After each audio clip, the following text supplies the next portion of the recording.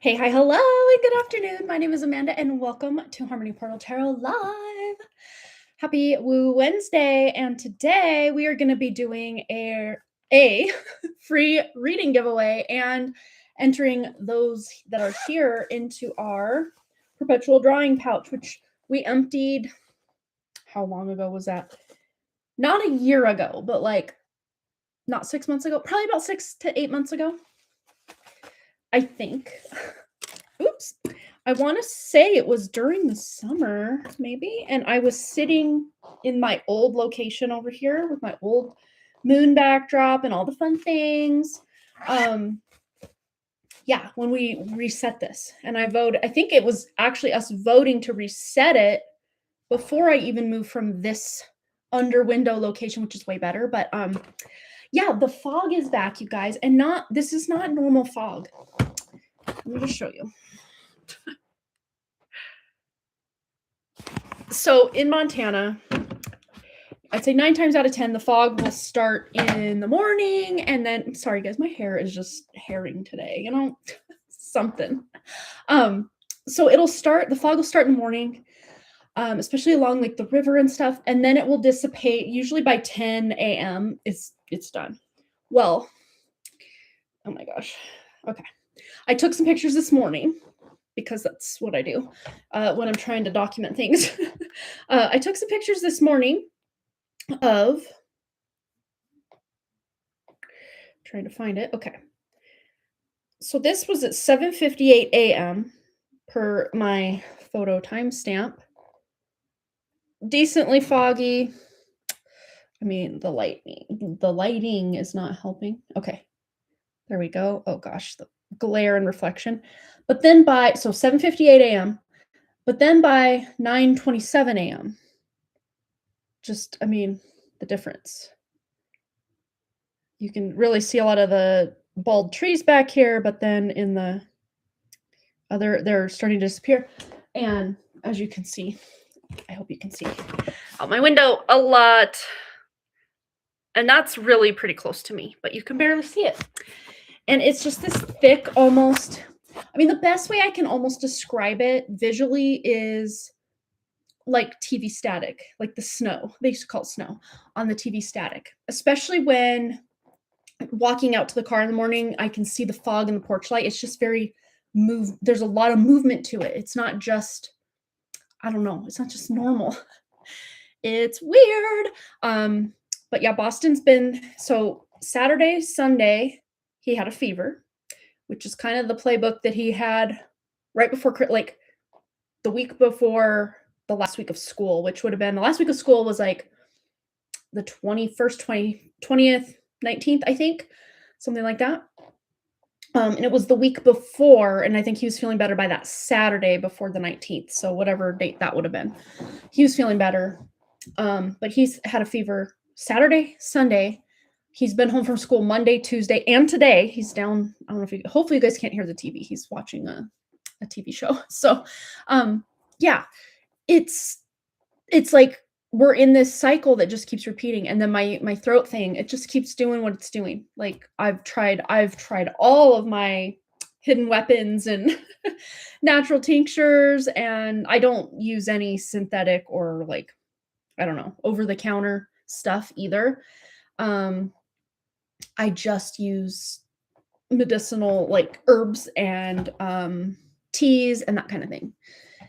And even with my intention and clearing, like it's just so very persistent. I don't know how else to describe it. So I'm getting in my Delulu girl era and just I'm gonna jump timelines. I'm just done with this crap. I really am. I'm probably gonna be good for probably our full 2 hours of live stream, but like I've been like on vocal rest pretty much because it's just so much. My throat just feels so irritated. I don't even know. And nothing's wrong. I'm not someone who's going to run to the doctor at the first sign of anything. Oh no, is the video off? Hopefully you guys can see me. Oh no. Tell me if you can see me. Brianna's saying, is the video off on purpose?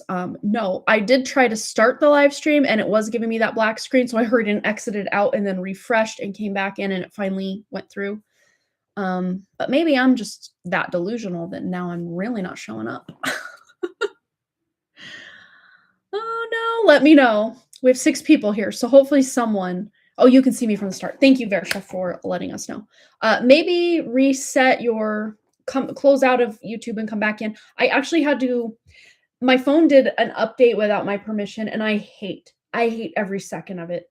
I am not a fan of just everything is just so, why is it that with every update it just gets more and more synthetic feeling, especially, but also looking.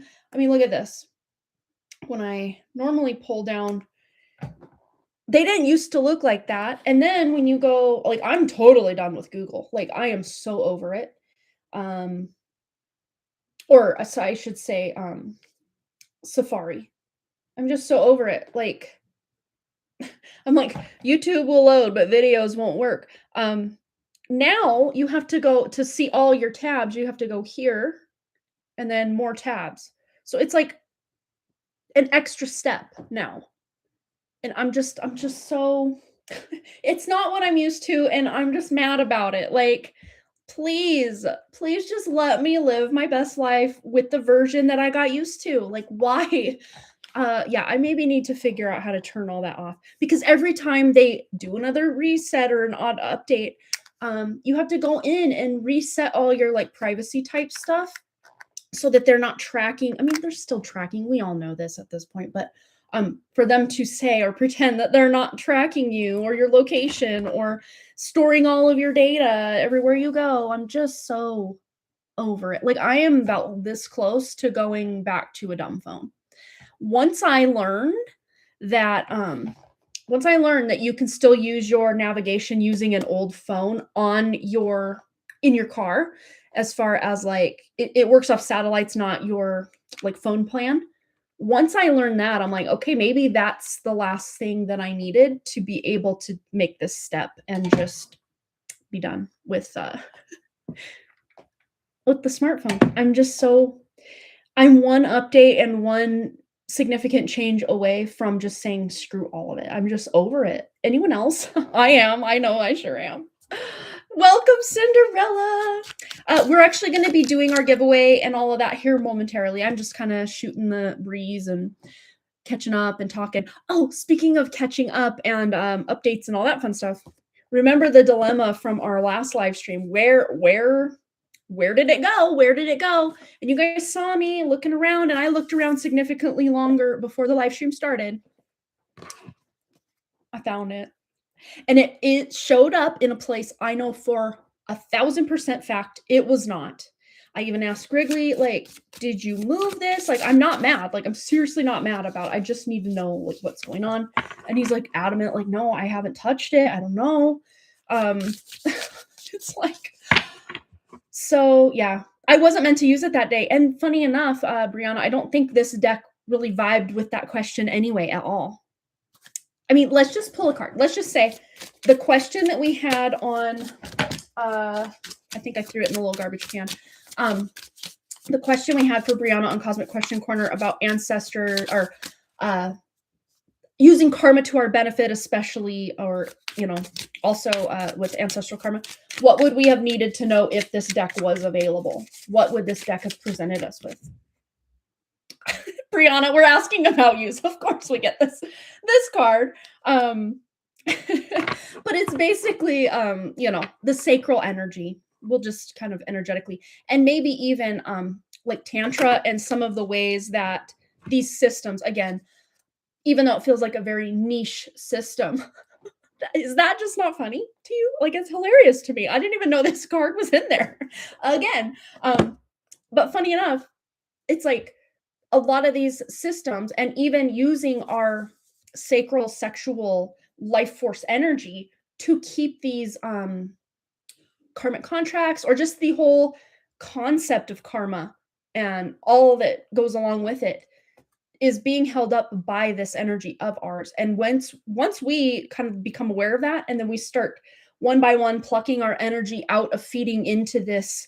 I'm almost seeing it as this like disgusting, like part machine, part biological, but no spirit running through it kind of blob with all of our life force energies, kind of like almost like an umbilical cord from our sacral into this amorphous blob machine thing. And all of us feeding into it. Like that's what's showing up in my mind's eye as how they can keep these things running. Maybe that's just me watching all these Stranger Things episodes lately that it's giving me a lot of like gross, disgusting kind of monster vibes. But like this whole inverted matrix is when you really like remote view on it, it is a lot like that. It is very gross and slimy, like the plasma of it all and the slime. Like it's very like if we would bring it to a physical iteration, it would be very much like that. Very dark, very slimy, very just gooey and ugh. But I'm seeing us as we one by one will pull our umbilical cord out of that machine that we're feeding. What, especially when we're powerful and really connected to our spirit, that blob machine thing takes a huge hit. Yeah, so that's maybe what we would have gotten into if this was available, but we have it now. We have caught finding evidence, getting caught cheating. Yeah, they've been caught. They've been found out. And yeah, we're here to take our power back. That's what we're doing. Yep, a rebalancing of the yin and yang is absolutely necessary right now. Look at where we are. Look how many people are confused about femininity, masculinity, and oh my gosh, I can't read. That's how they get us out of alignment. And all of that to be said, I have no personal judgment or shame or blame or agenda as far as LGBTQ plus ISTUVWXYZ agenda, because let's be honest, it is an agenda. Not to say that the people that fall within that are culpable or like wrong in some way. No, they're just living what they feel is their truth. But that being said, again, I'm not looking to offend anyone. These are just facts that I've observed from out there. In this one specific parasite group I'm in, and then I'm in this diatomaceous earth cleansing group. And I have seen so many firsthand witness accounts of gay, lesbian, identifying anything other than straight people who have done these massive parasite cleanses, and then they no longer identify as LGBTQ plus KRSTUVWXYZ. Because a lot of this, I don't know, affinity, behavior, whatever we want to call it, is not actually authentic to the person. Not saying, especially those that feel like they were born that way. I think there is some wiggle room and nuance for people that do come in that way, and that is their natural way. But the percentage or just how the skyrocketing, and I don't, you could say, oh, it's because people feel more safe to be who they truly are. Okay, I understand that in some regards, but the fact that they've weaponized the air, the water, the food, the medicine, the news, the everything is just so weaponized, and to invert everything, I'd say that percentage completely skyrocketed, mostly because of whatever it is they're putting in the food, and specifically the parasites that are feeding off whatever these things are that are in the food. Yes, I'm exactly the same as you, Brianna. Like I have no judgment, not at all. But I can see the energetic. It's almost like there's a natural way of being, that maybe they are naturally inclined to be that way. And that's amazing. That's their path, and that's what they chose to incarnate as. And that's amazing. But then there's this agenda that has hijacked people's free will, that maybe they didn't want to experience life in that way, but now they're in this agenda and they feel like that's their full identity. So I can see both sides of it. And again, there's no judgment, no matter where people fall on that spectrum, from me at all, because, people know what they know and then they know better, and then they do better. And they, not saying they're not trying, but, a lot of it is stuff they, the hormones, like you're saying. Yes, absolutely. So many great friends who identify with that community, but they put a lot of hormones and other things in our food that make, and then people having to, especially transgender individuals, having to pump their body, their biological system full of something that was not biologically designed to be there. And again, I think the whole trans thing is completely even different than just the LBG, not T, that's the trans, LGB. I think they're really, even though on maybe some levels they seem like the same thing, I think they're very different things. And to try to lump them all together, I don't think is correct, because every person is just very individual. Even, you meet two gay people, two lesbians, two whatever, they're very different people from each other, and you can't just stereotype and lump them all together. Like, to me, that alone is weird, that they want to lump all of these things together. And also the what do they call it? Minor attracted person. Let's just call it what it is, a PDF file. But say it a little faster together.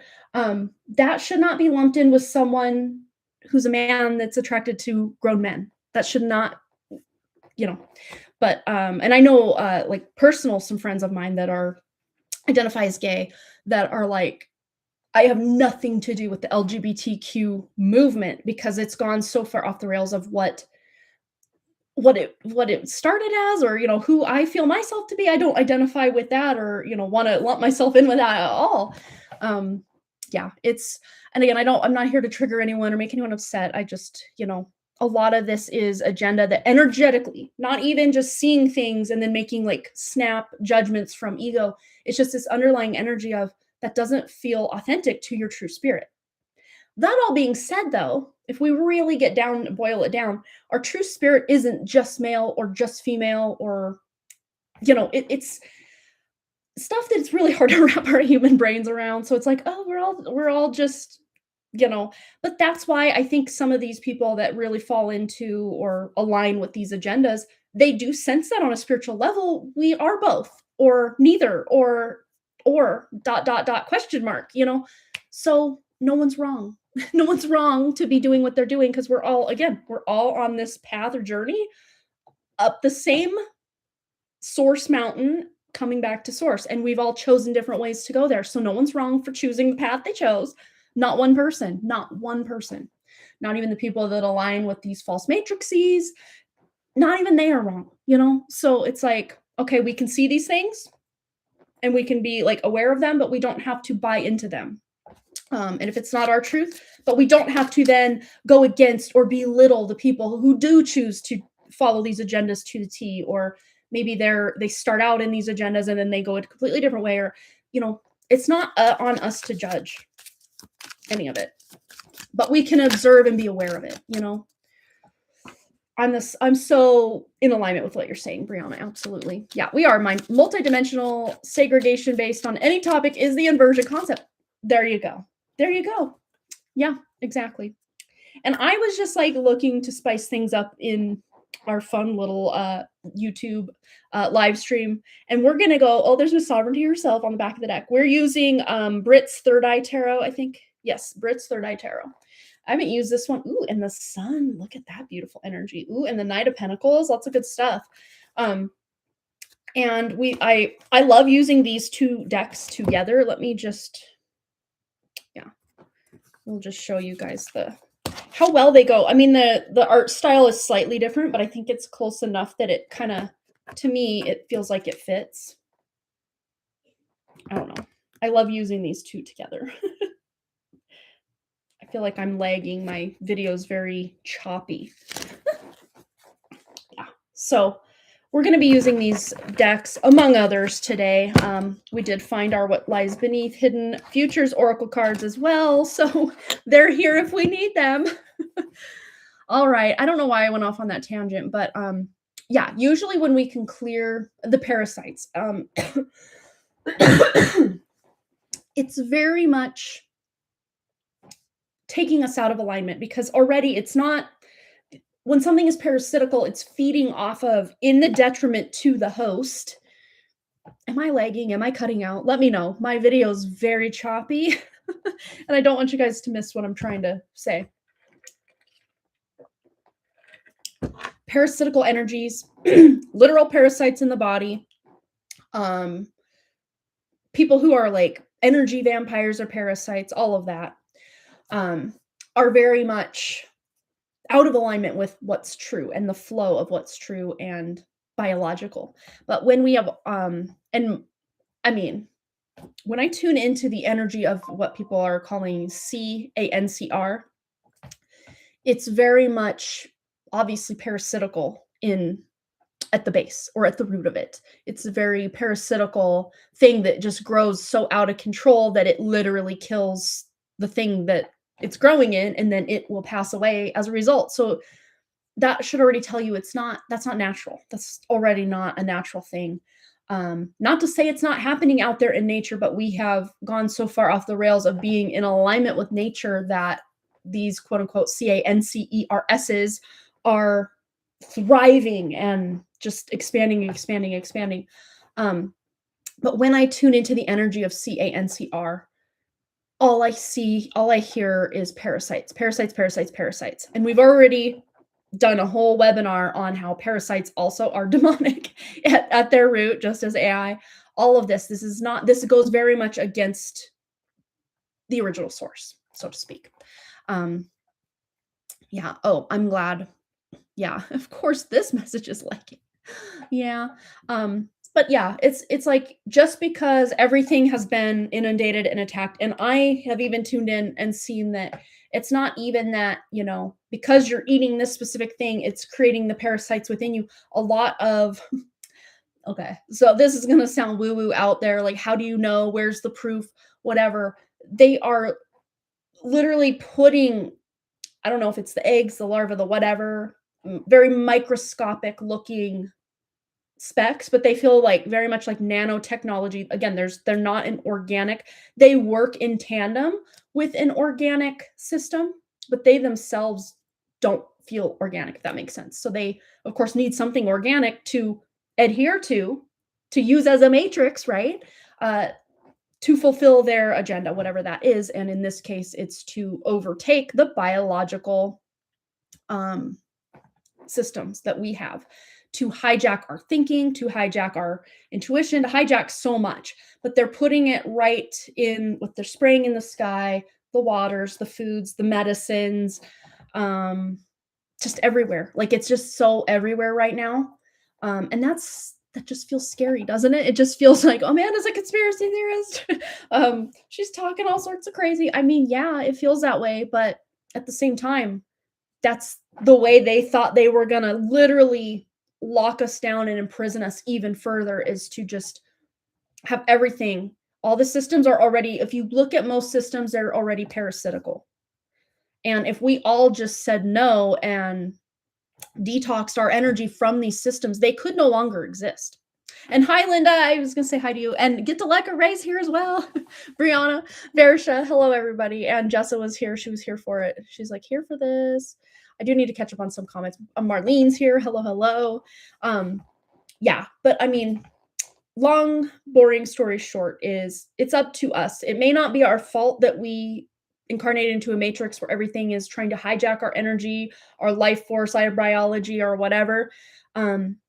It's to maybe be aware that that's going on, and then to do, again, this is not us fighting against it, but it's us taking our power back by maybe doing some cleanses, maybe doing some detoxing, maybe making better dietary choices, and not just dietary, but like, what are you consuming with your eyes? Because a lot of this rage bait, just stuff looking to get you to be distracted and waste your time and spin in circles and go down rabbit holes, which guilty, been there, is all designed to parasite our focus, our intention, our attention, to keep these systems very much alive and well, even though they have no biological life force behind themselves, except the ones that we are either knowingly or unknowingly contributing to it.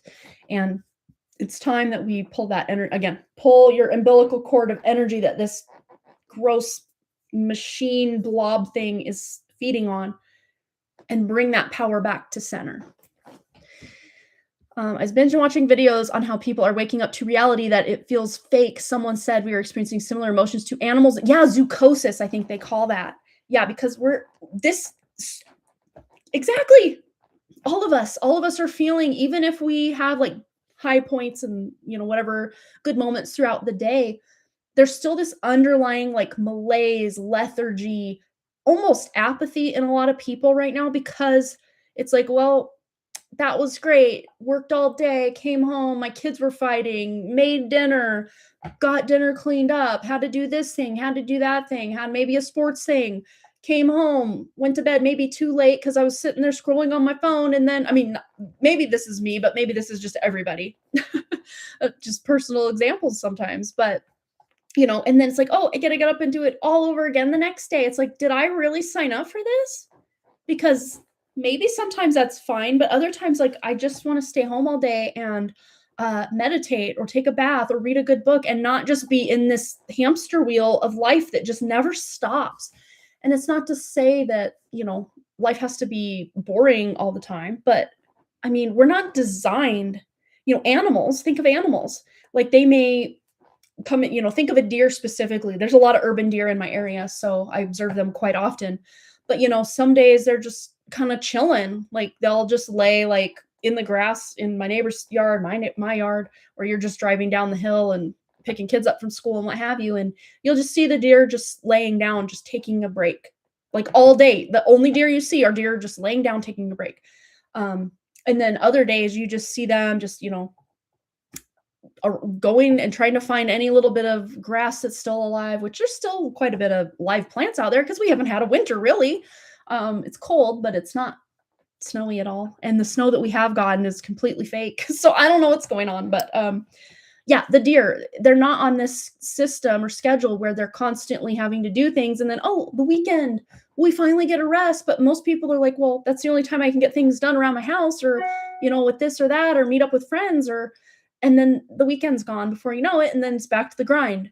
And the week, WEEK and WEAK, they sound exactly the same because it just makes us feel weak. And then by the weekend, we are weakened. Not saying everybody, because sometimes we'll have a really good week where we feel like we kicked butt and took names and really got a lot done. But, for the most part, for most people, it's just this cyclical grind, for 40 years, 40 plus years of our lives working to support ourselves. And then maybe not, we will be able to retire and, live our golden days hooked up on 8 to 10 to 20 different medications and barely able to move because we've lived such sedentary lifestyles that, like, what was the point of it all? It can become very, like, almost like a feeling of nihilistic and fatalistic surrender, like, oh, what are we doing? So it's up to each of us. Again, that's our responsibility to just take our power back. Because if you realize you're much like an animal in a zoo, and you realize the whole time the zoo doors, of the cage have been open, but we just chose to stay in them because we didn't know they were open. Or we didn't even know there were doors, and we were in prison to begin with, most people. But the fact that we live in a debt-based society to where we have to keep on maybe sometimes doing things out of alignment with our spirit, as far as different jobs that we may have had to do just to make the money, just to survive, put a roof over our head and food in our belly, and all of it is so out of alignment. There are rare instances of people who find ways to make that money, and enough money and good money that they can sustain themselves and the lifestyle they want to live and the schedules they want to keep, doing the thing they love that doesn't feel like work, that gives them the freedom to travel or, go in nature, or, maybe I'm not working for 3 weeks because I just don't feel like it.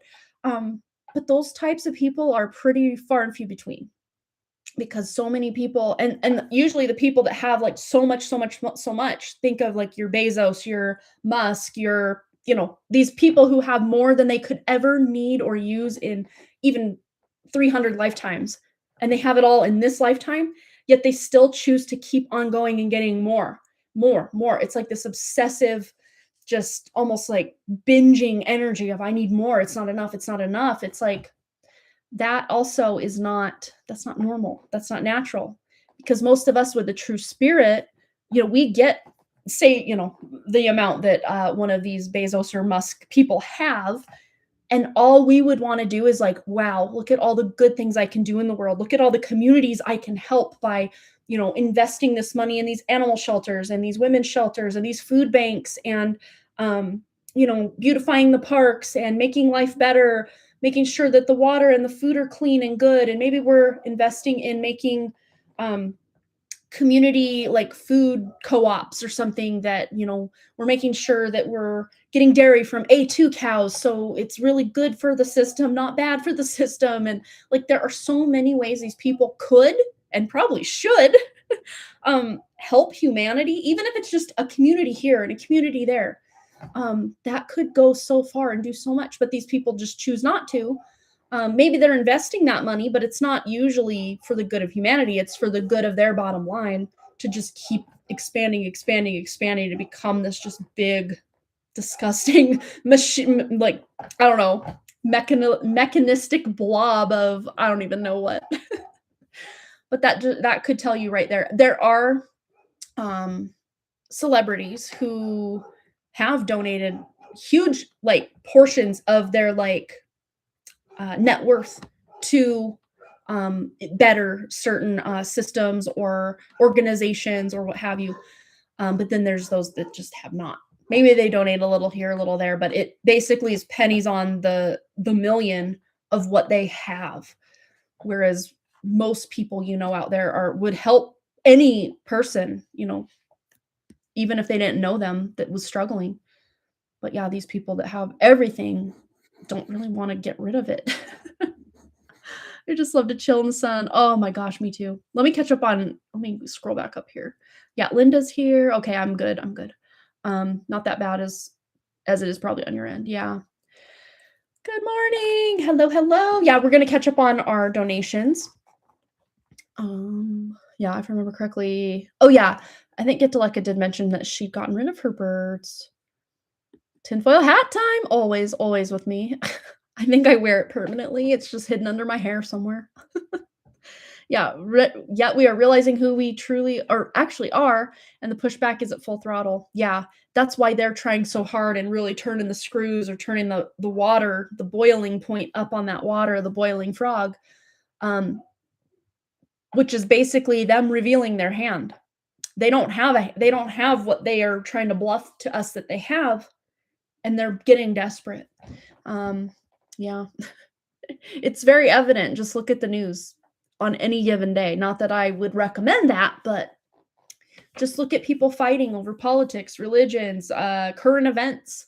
People, two people can have two very different, one end of the spectrum to the other opinions or beliefs on how that thing was really good or how that thing was the worst thing that could have ever happened. Yeah, but that also lets you know in some part we do create our reality by where we spend our time, pay attention, put our intention, put our focus. That's the reality we're generating. And usually it takes, like I always say, the what you see around you, even like the news cycle and everything, this is a manifestation of past energy. So it's going to take physical linear time to create a new physical reality. It doesn't just happen instantaneously like it might in our mind or our emotional state. It takes physical time to physically incarnate a whole new reality. And it's not that you have to create this from thin air. It already exists. You just tune into where it exists and then go down that road, which sounds easier said than done because so much of our focus and attention goes to either just being distracted, just being completely in, whatever it is that we're watching or doing. Most of at least westernized American life is just very much about keeping us busy, keeping us distracted, not really allowing much time. Even when we do have downtime, we want to Netflix and chill, or we want to, go to all these sporting events. And by we, I do not mean me. I'm kind of going because my kids are involved in some stuff. And I've even told them, hey, if you want to dial back on anything, you just let me know and we don't have to do that thing anymore. But they're like, no, I want to do this and I want to do that and I want to. So I will support them.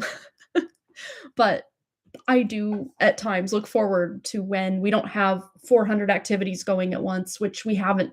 We're just doing basketball for Wrigley, which the first one started Parks and Rec, and then we're also in the Y basketball. So they're going to start overlapping here, I think, next week. I think it's next week. Oh, maybe it's Friday. I don't remember. Maybe he has practice Friday this week. I don't remember. Maybe it's next week. But but he's got a game, yeah, practice and game Thursday, Friday for one, and then normal practices I think will be Wednesday for the other, and then games will be Friday night or Saturday afternoon. So we're getting back into busy season, and then by the time the last one of those basketball seasons is over, we're now kind of coming into baseball season, which is like busy season because they're both, well, Boston's still kind of 50-50 if he's going to do baseball in any capacity. He could do Legion baseball, he could do high school baseball, or Little League baseball. There's three different, or travel ball, which he does and never has done that, thank goodness, because that's even more time investment than just your standard baseball season. Yeah. Yeah, I had birds. I read that part. Realizing who we are. Amanda had predicted. Same events took place. They are all rehomed, and I never heard back from their owners, leaving a permanent loss in my life. Oh no. I guess at the very least, you could potentially get a new bird or two, and then have those. But yeah, if it's just not that season of life to have pets and stuff, that's totally valid. Yeah. Love to just chill in the sun on a beach. Oh my gosh, yes. But when we do that, we are in flow, connected with true essence. That's why the hamster wheel is in place. And that's one way that the feminine has been truly distorted in this inverted matrix, where about 1% of actual reality is what we can taste, touch, hear, smell, feel, all the physical senses. But they expect, by they, I mean, just society, culture. It basically, at this point in 2026, expect women to be basically men out there operating and grinding and hustling and go boss babe. It's like you are so far out of alignment of your own feminine energy, because 99% of what the female is here to do is not physical. So she's taken on this huge physical burden plus all of that non-physical, just her being this bridge to outside the matrix by having this beautiful womb portal that can birth not just physical human spirits into this realm, but like creativity. Like that's where it comes from.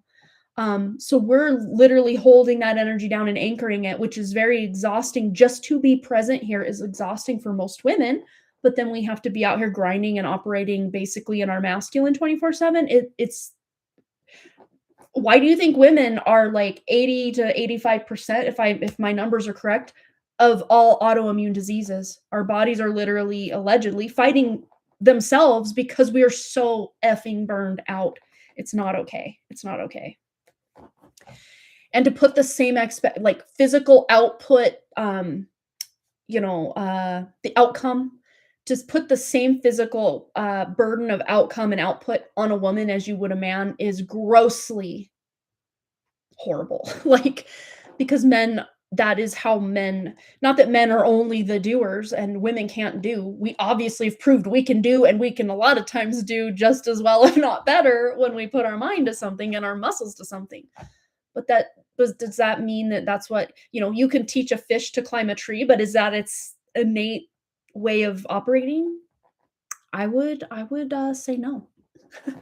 And again, that doesn't mean you can't accomplish and make and create with your hands and physically. That's not what I'm saying. But energetically speaking, when we're having to exist in this matrix in our masculine energy, it puts us out of alignment in ways that we may not see, but it eventually always will catch up to us in ways that, when a man goes and goes and goes and does and does and does, he just doesn't have the same physical burnout as a woman does. And it may take time for that to catch up to us, but in your 40s, 50s, 60s and beyond, it will catch up to us. It always does. There's, you snap that rubber band, it's either going to break or it's going to snap forward and sew the opposite direction. It can't just keep going into infinity. It just can't. Oh, a beach vacation sounds amazing. Yesterday, I felt like taking a long nap and just relaxing. I felt my body crave it more than usual, but I couldn't. Oh my gosh, isn't that hard? It's like, I know I need this on a fundamental and cellular level. I just need to be and relax and maybe potentially just create, just sit down and quietly be in the flow and create something. But no, have an appointment at this time, gotta have the kids over here at this time, all by design. And it's not to say we can't be in the flow and do these things and, like, enjoy that, that's also a possibility. But when it's just go, go, go, and the work-life rest balance just isn't balancing, we will see the consequences of that. Yeah, that was me and as a Solera. Oh no. Oops, I just the chat jumped. Although growing up, I was told that sitting still or not doing anything or sleeping is sign of mental illness, laziness, and whatnot. And yeah, it was instilled in me from a very young age with a mom who was single mom working 3+ jobs at any given time. She'd a lot of times she'd have like Sunday off, but she wouldn't even rest. She'd bring like she was a seamstress and well, she worked at this cleaners and she'd bring the seamstress stuff home and like work on that on the weekend and she'd maybe sleep 4 hours a night. Like my whole childhood, I don't think she slept more than 4 hours a night, like just because she had to make things happen. Um, there was no one else she could rely on besides maybe my grandma a little bit here and there to just do it for her, to give her the rest. And I think she's maybe has paid for it in her later years with just certain health issues, you know. But yeah, it was instilled in me from a very young age from both my mom and my dad that, you know, if you're just sitting around doing nothing, like that's lazy. But even as a kid, I understood how important just laying on my bed, kicking my legs back and forth, and just like daydreaming or taking a nap. Like I always understood that that's something that was like I should be able to experience that without feeling guilty, but yet at the same time, in the same breath, would feel guilty for doing that. And even to this day, like, you know, I go take a bath when I see a sink full of dishes, or, you know, the kids are running around like crazy, and my husband just got home and he's, you know, needing some time off too, like to not deal with their crap or whatever. And then I just disappeared, like, sayonara, suckers, I'm taking a bath. Like, I still deal with the guilt of that to this day, you know. It's like, but sometimes when you know you need to take care of yourself, it's like putting your oxygen mask on first. And you know, just saying, "Hey, I need rest. I just need to be here and relax or do this thing and just look like I'm not doing anything and relax." That should be like no is a complete sentence. Like it should be, especially for women, especially for women. Oh my gosh. Yeah. Yeah, the work-life balance, not the more, LOL. Right. Yeah, I have a living example of burning both sides in my family. My husband, just keep working, working, and even more if the body is giving up. That's just, yeah. At this point in my journey, I know when I'm about to, and I will go over the line. I still do. I still do quite often, but not so far over the line that I'm like really in trouble. Like I'm like, ooh, yep, I stepped over the line. Now I need to go rest. So I'm getting the more that I tune into it, the better I'm getting at actually living in alignment, so to speak. Yeah, had 1/1000th of that wealth. World hunger, not on my watch. Homelessness, gone. She would cook for the world. Jessa would cook for the world. I love that. Yeah, right? And even just, you know, people think, well, what can I do? I can't like cure world hunger or whatever, but like even if we had even a bit of surplus, those of us that had the means would be out there giving to the community in some way or another. If we couldn't give our time and resources, maybe we're giving money. If we couldn't give money, maybe we're giving our time. If we don't have time or money, maybe we're giving resources, you know, whatever the case may be. Yeah, exactly. Yeah. Yeah, they don't teach us the value of stillness, which is so essential. Meditation, stillness. Yeah, because they don't want us to connect to who and what we truly are, which is not just these human meat suits out here grinding, and our only value and worth is what we can create and the output and the value we provide by doing, and building these capitalistic systems. And that is not at all where our value lies. There can be value in that, sure. Got to put a little bit of truth in the lie, right? But that's not the end all be all of our value. Yeah, J.K. Rowling donated so much money that she lost her billionaire status. I love that. I know she doesn't get a great rap from like the LGBTQ community, but yeah, I don't know enough about her personally to know, is she a good person? Is she a bad person? Um but for her to at least give, I mean, cuz she had to have made a lot. For her to give so much that she's no longer a billionaire, that says a lot about maybe who she is as a person and her heart. Yeah, unfortunately, we have to accept that there's a percentage of people who didn't come into this realm to get it. Yep, exactly, and that's the thing is we think, well, if we're gonna change the world, everybody has to get on board, and that is so not the case. Oh, and that just lets the pressure off of us from having to do the work for someone else. We just have to do the work for ourselves or peel away what's not us. That is us doing the work. Yeah, the main goal is sovereignty and paying it forward to the ones who invest in self. Exactly. I should have just read the rest of yours. You said it more eloquently than I ever could. Oh my God, story of my life right now. Kay doesn't even have the time, and yet she would love to be adding more activities. I get exhausted. Yeah. And I have two that want to do that. I can't imagine how people with 3, 4, 5, or more kids do it. Like I don't know. Like, I think of like a family like the Duggars. A lot of it is those older sisters, because let's be honest, they weren't making the boys raise the kids. The boys were learning things from dad and at the car dealership and stuff. Back when I used to watch it way back in the day. But it's basically the burden of the elder daughters, you know, that that are keeping it going. It's not that the mom herself can split her time and resources and love and affection, and I mean love, sure, maybe, probably, but I can't imagine even adding 1 more, 2 more, 3 more, 5 more, 10 more kids to my household and feeling like I'm doing the best for every single one of those kids. I knew that once I felt like, okay, I'm extended as far as I can go, then I'm done having kids. As far as, like, I always wanted 3 kids, my husband always wanted 4. And once I hit 2, I finally had 2 Earth children. I was like, "Wait a second, this feels like my plate is pretty full." And that's when they were still just toddler and baby, or preschooler and baby at the time.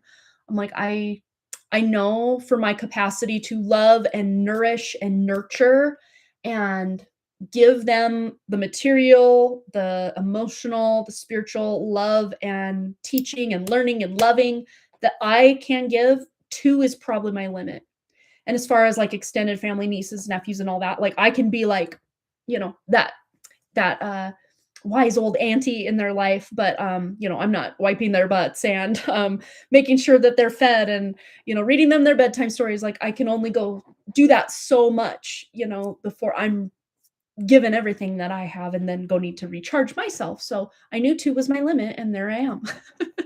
And even now, like there's involved in so many things that I'm like, whew, what have I gotten myself into? Even with just these 2, but I do love the things they're involved in, and I love watching them, get better at their different sports and activities that they're in, and watching them be happy and get to hang out with their friends. Like, I'm not complaining. I know it sounds a lot of times like I come on here like my kids are in everything and I'm just bitching about it all the time. I know it sounds like that, but I truly am blessed and happy that they are feeling blessed and happy, and it's a season of life. Just like, those newborn times and the toddler times and every season of, life with your children or every stage, I should say, has a different season and different connotations and different actions or different emotional labor that you're providing them, than different stages of their life. So we're just in this very busy stage of life right now, and not just busy around the home, because usually when we're all home, it's pretty chill. Like we're all like kind of like, okay, let's catch up and rest. But when they were, babies and toddlers, the home was where all the action was. And maybe once in a while we'd get out and go do something as a family or whatever. But the home was where all the action was. And now it's kind of, when we leave the home, action is taking place all over the place. Then we come home and kind of, this is like our ground zero launch pad of just resting before the next thing again. So yeah, it's very different from when they were younger. Yeah. Yeah, sure. Listening and getting in tune with the body starts the journey. We are overworked for eons of years. That's why we feel exhausted after a full night's sleep. Yeah, and especially us feminine ladies, we're doing, even the men, masculines, they're also doing a lot of work in their dream state, or getting psychically attacked at all times, at all fronts. It seems like, but yeah, we're just very much just go, go, go. Even in our dream state, there's so much going on. We don't feel like we're resting. And there may be those rare days that we like, I don't remember what I dreamed, but I feel like I actually got the rejuvenation that I've been looking for. Those are very far and few between for me lately in this fun perimenopausal stage of life. Oh, fun. Yeah, best way to give is be the light and ripple into the collective. Absolutely. Yeah. Be the beacon of true, pure source energy and embracing our multi-dimensionality. Absolutely. Yeah. Now I realize why I don't have a second child, as I had to raise Kay alone. I definitely cannot give another child. It's not that, oh, if I had one more, I would ignore that child. It is what it is. Yeah, absolutely. And it's like, a lot of moms that go from like 1 to 2, 2 to 3, 3 to 4, 4 to 5, whatever, maybe they go from 3 to 5 if they had twins as their last pregnancy or something. They will find a way. That's the thing, is that you will find a way, but it's going to come at a cost. It's going to come at a sacrifice to your own health, your own wellness, your own self-care, most likely, to be taking care of so many kids. Unless you have the resources and money and time and whatever to hire help in that regard. But to me, I knew, for me personally, it was going to be very important that I be the main care provider. I be the main, morals instiller, or just support system for my very, very young children. To this day, I think there was just one time when I went to my sister's graduation when Wrigley was 2. We paid a babysitter at her house for, I think, 2.5 to 3 hours to watch the little kids so we could go to her graduation and then come back. That's the only babysitter I've ever hired. Of course, my kids have stayed the night with their grandparents a few times so we could, my husband and I, go do something. But they've never, that just to me was important, that they don't. And again, if you're having to work and having to put the kids in childcare, like, that's your path. And there's nothing wrong with that. And there's no judgment. But I knew, for me personally, I wanted to be the one, Yeah. Yeah, exactly. I know that I will be having a child within the next couple of years, but I can't lie, giving my freedom is scary. And that was really scary for me too. And it was hard. Like, honestly, and most moms will tell you, yeah, it's hard. But the just watching that little baby grow every day and learn new things, like, it's so worth it. It really is. So it's almost like there are seasons of life that you will give up. I won't even say your identity, because I think there really are ways that, especially when you're mindful about not losing yourself in the role of wife, in the role of mother, in the role of whatever, whoever it is you're involved with, and having to give a significant amount of your time to them, just not losing yourself along the way. And that was the thing for me, especially after Wrigley was born, when he was about 2, which was about the time my spiritual awakening kicked off. I was just very much lost in, well, who am I? Because I'm providing my time, my love, my emotional labor to all of these people 24/7, and I barely have enough to give back to myself, except maybe that 5 minutes after my head hits the pillow before I try to fall asleep. That's the only time I was giving myself, and I realized that was not sustainable and not healthy and not okay. Yeah. Yeah, I had a crazy one today when I napped. Kay's science teacher was in my room. She laid down to rest and tried to reach out to me. Oh my gosh, but then she started shaking, turning eyes as if she was getting a seizure or something. It was very weird. Oh my gosh. Dreams are weird for sure. Oh my gosh. Well, I think we've had a fun talk. I mean, I did not plan to say any, or, discuss anything specifically. I thought we'd just chit chat and get right into our giveaway, but I guess I guess there were other plans in the ether today to just go on this tangent, which is cool. I like that. Sometimes it's fun. I could just chat with you guys like this all day, just wherever the topic takes us. I love it. Yes, Jessa and I, well, obviously, your family, so it doesn't even feel like a babysitter to me. Yeah, her and I would like meet up at my house, and then like I would watch her daughter, and we just had the 2 at the time, and then when we did have the babies, we would incorporate them as well. But yeah, especially when it was just Boston and Genevieve, her oldest, we would, I need to run some errands, so she'd come to my house and watch the kids while I, usually we were gone less than even an hour, 2 hours or so. But then when, the other one of us would come back, maybe then the other one would tag team and go do their thing. Or maybe if just one of us needed to do something. But Jessa would usually cook. She's like kitchen witch extraordinaire. She'd usually cook her, the bacon carbonara. Oh my gosh, so good. Those were the days. I loved that. All right. Yes, love the mom chat. Yeah, we love you in the chit chat, the spiritual guidance that comes. I love it. I love it just as much, maybe if not more than you guys do. It's so much fun. All right. Well, let's do it. I think the way we'll run this, because we do have quite a few donations to get to. Not quite a few. We have a few. So we have Jessa. We have a full, which is a 1 card, never 1 card. You guys know me. We have KDR and then Get to Leka 1 card, but again, never 1 card. So I will recopy this list that I had above and then add Get to Leka to it. All right. And I'm going to do them in the order that I received them so that I don't put Katie off to the end and then forget to do her reading like I have done in the past. We're just going to roll right into it for her when it's her turn. That's what we're going to do. Get to Leka. Ray. All right. Boom. That is our, oh, and it's a 1 card for, which I will remember. So, Jessa, if you didn't post your question in PayPal, go ahead and post it now. We'll get right into that for you.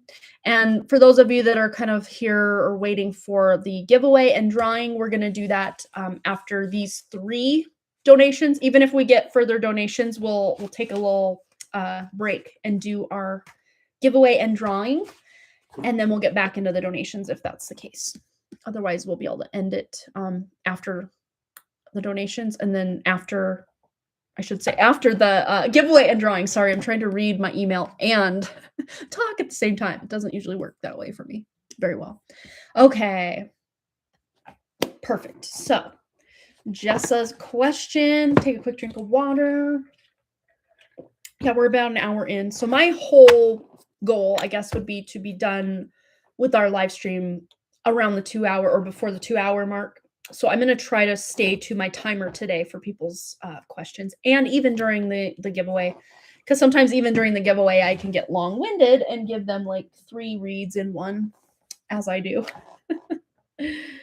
Oh, my book returned from my Libby app. I got to re-download it or put a hold on it again because I wasn't finished listening. It's an audiobook. I wasn't finished listening to it. All right, Jessa, go ahead and post your question. Oh, you do have your question. There it is. No, that's not it. That's when we were talking about our babies and errands. So go ahead and post your question when you can. Jessa, we'll get right into it for you.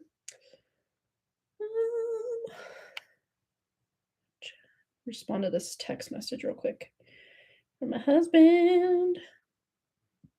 I'm trying to get our schedules aligned. Figure out what all we need to do for dinner before practices and pet band and all the fun things we got going on.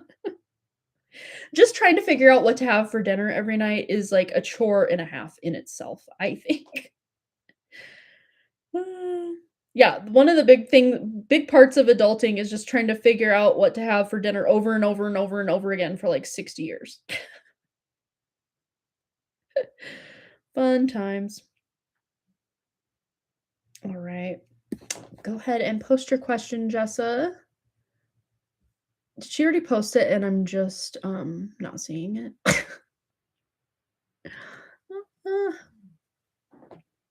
Okay.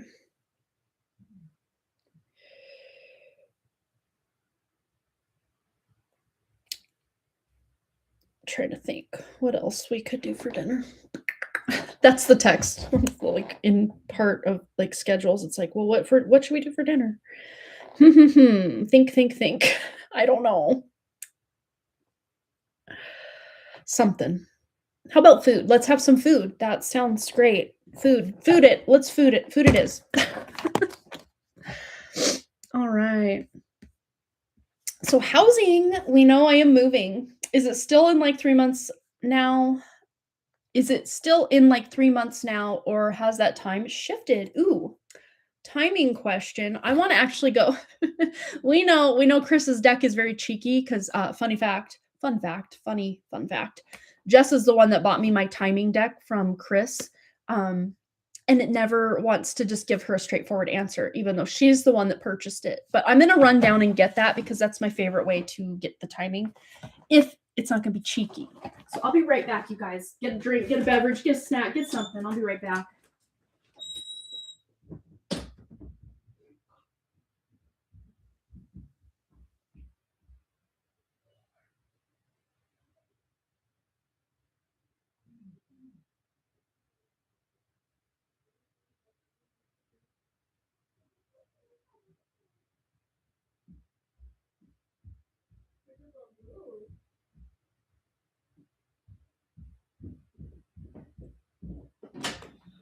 All right.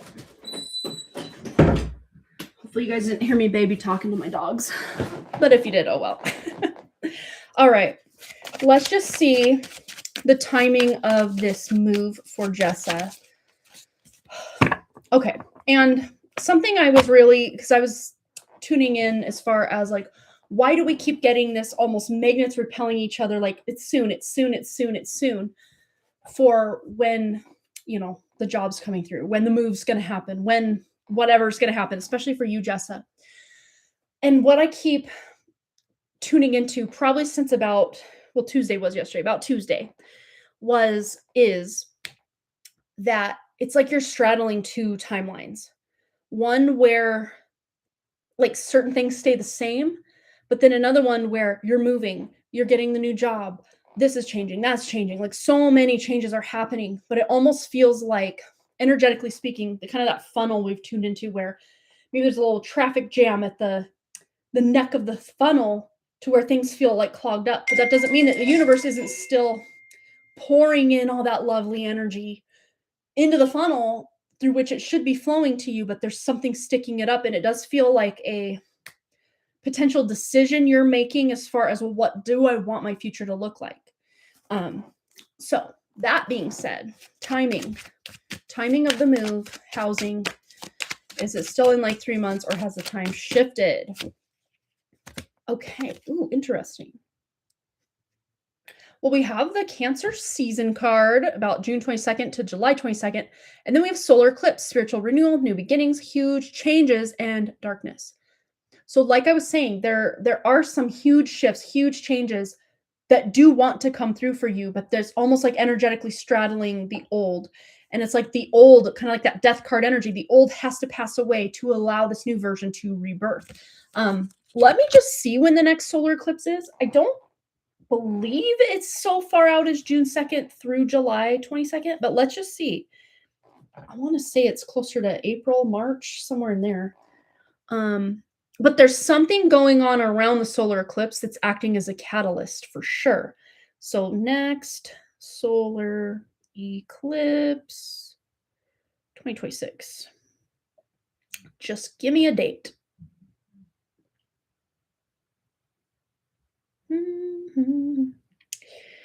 What? August 12th?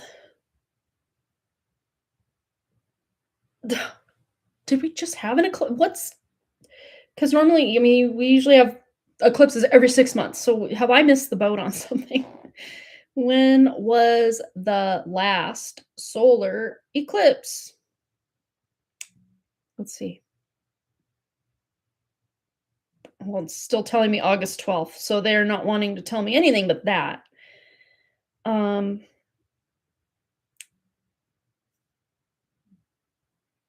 Let me rephrase.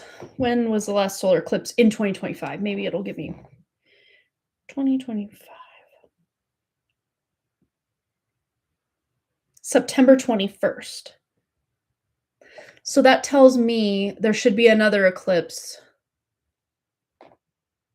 within 6 months, September, October, November, March, and then April, May, June, July, August, maybe February. Am I missing something? I know March 29th of 2025, we had an eclipse. Let me Google search solar eclipses of 2026. Because there's usually 2 a year. Let me just ask how. I'm confused. What the heck?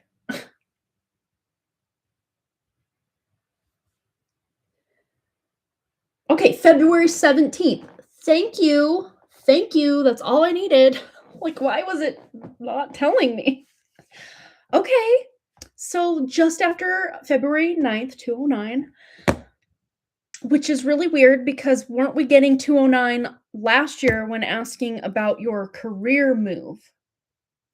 So February 17th is the first solar eclipse of 2026. The second one, 6 months later. Okay.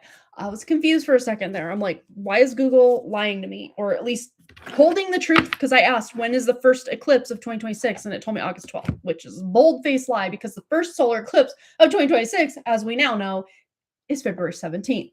As a Cancer rising, the eclipse season is like a retrograde for my ruling planet. There you go. Yes. Okay. That's how I'm seeing this. It's not that you're having to wait this long. This just did not sit right with me. This makes sense. Now this makes sense. Okay. So, yes, around your solar eclipse or the solar eclipse in February, there's something that you are doing that is going to put this in motion. And it's not to say things can't happen before then, but I mean, think of it. The eclipse is about a month and 3 days away from now. That's not that long.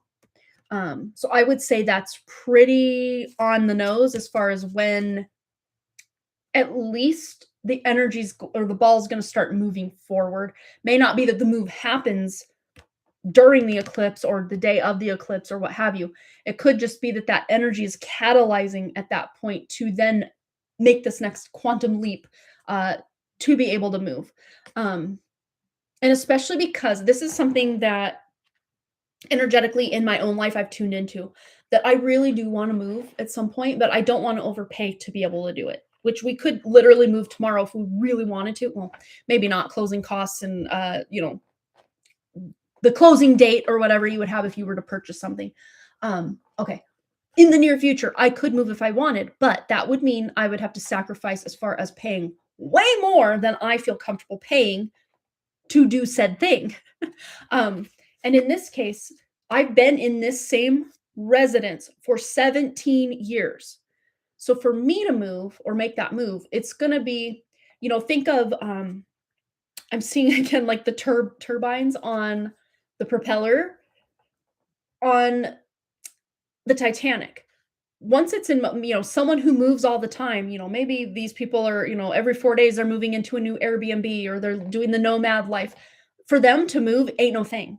But for someone who's been in the same house 17 years, 10 years, it's going to take, energetically speaking, some momentum, some movement to build, like in the more energetic realms before there's a physical move able to happen, because it's been so, time linear years long that you've been kind of quote unquote stagnant or just not in motion. As I say, a body in motion stays in motion, a body at rest stays at rest. Same thing for energy. And when the energy's just been kind of chilling in one location for so long, to be able to make a change, that's going to be like, whoa, big time energy shift. Think, you've been in the same location for 10 years. To be in a new location is going to be like a huge paradigm shift to your life almost at this point. So yes, it's happening. And this feels to me like the timing that things are really starting to gain some momentum in the energetic realms, especially if you're taking time every day to really spend the time and pay the attention into the timeline that you're wanting to create and manifest in your life. That I would say by about this time, that could be your reality, that you are living somewhere new. So between February 17th and say the long end of this card, July 22nd, you will find that momentum is what I'm seeing. Hopefully closer to the sooner rather than later portion of that. But let's just see if we can get one more. It's probably going to give us a cheeky answer as it does, but let's just see timing before we close out. Oh, look at that. You're using this time for solitude. This is right now. This is right now. So there's a light you can turn on in your internal self that you can get this energy going now. Again, it's going to come with this solitude, this reflection and hermit mode of really tuning into this timeline that you're looking to create. Not that you're creating it, but creating the energy to be, again, energy cannot be created or destroyed. You know what I'm trying to say? Create the momentum to be able to jump into the timeline that you're looking to be in, if that makes sense. Yeah, job and moving become clear to 11 when Saturn and Neptune move back into my 10th house of career. That makes a lot of sense. That tracks because when they're in the 10th house of career, they are directly aspecting opposition to your home. So that makes total sense. And a lot of times when people make like when we bought this house, Ryan at the same time was looking to leave the job that he was at to have a better opportunity at the hospital that he eventually ended up working at. And then we got married the year after we bought the house, and that's when he was able to make the leap. So it's almost like when you make a really big personal step in or big step in your personal life or your career, they almost just happen at the same time. They really do. Because they are, opposites on the wheel. And then we have the new moon, which I think is coming up on the 18th. So get clear on your intentions and know which direction you're going in. And that will be able to help. And then look, and that puts us into after the 18th, January 20th to February 18th, Aquarius season. This all tracks. So it's like, it's right there. It's right there. So finally, this is telling us it's happening. It's not being cheeky. It finally answered directly what we need to know for you. So that I would say is already a shift of energy because this deck likes to play with us. Let's do it. Let's do it. Let's do it. LFG. She is so ready for that shift. I am ready for that shift for you because I can just feel how much happiness this will bring. And I'm so here for it for you. So excited. All right. Up next, we have Katie. Go over to my email. All right, Katie. Good day to you. Good day to you as well. All is well. Thank you so much. So she would like a message from her true inner self and we'll watch the live stream after work. Okay, I am going to timestamp for Katie. Dear Katie. And we are at 11129. All right. We got our timestamp. I did not set the timer last time. I need to keep on track. That's what I need to do.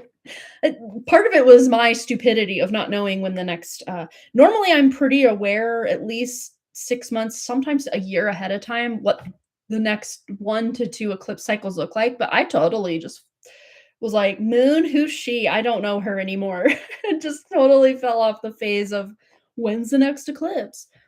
Okay, so okay, yeah, and they even changed all my icons. Even my YouTube icon looks very blurry. Like, all the icons just look blurry.